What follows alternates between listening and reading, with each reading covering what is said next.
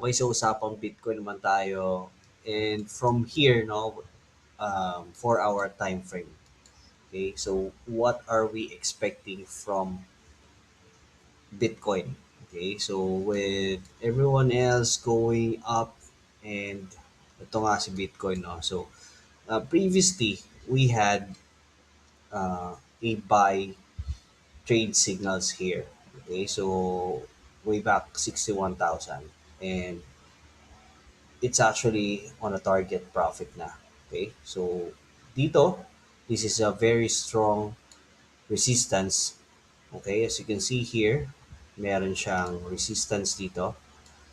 And from here, although higher highs and higher lows, creating an uptrend channel here on a very short term. Plus, okay, so nag-create na rin yan ng bullish divergence. No? So as you can see here, yan, yan.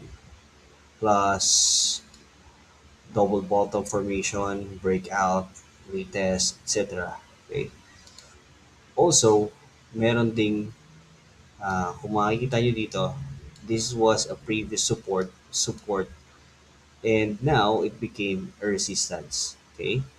So, medyo mahirap basagin yan. Pero, kapag nabasag niyan, our trade signal would be a buy. Okay, so wait for the breakout, probably a buy stop order here. Okay, and buy stop tayo dyan.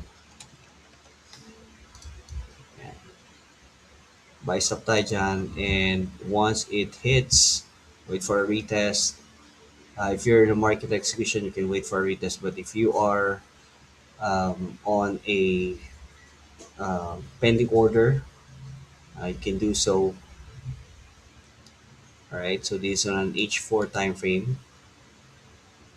And with this, we can buy stop at 67,500 with stop at 64,400.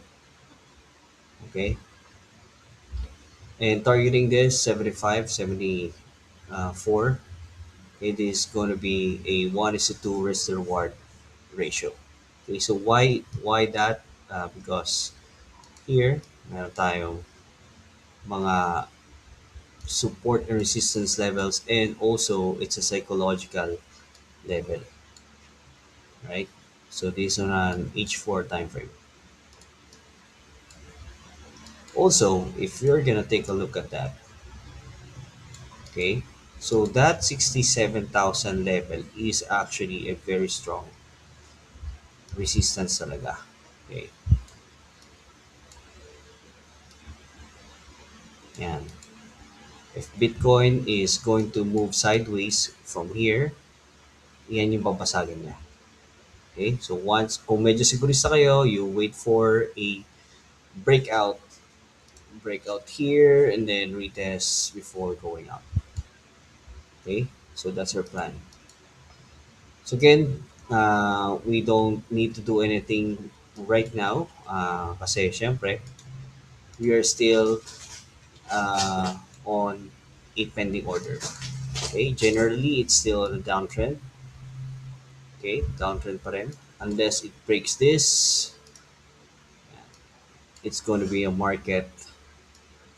uh, It's going to be a very big change on a market structure basis. Okay, so from there, pag nabasag niyan and it goes like this, then we can assume na we are on the right path.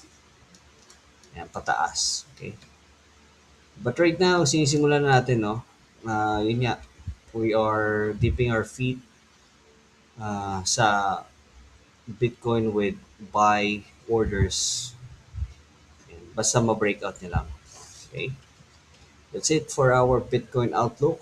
Thanks so much for watching. And again, if you want to learn more about Forex trading, and also you want to have trade signals for free, you can join our Telegram community. Nandiyan na yung link niyan sa bio natin. See you there.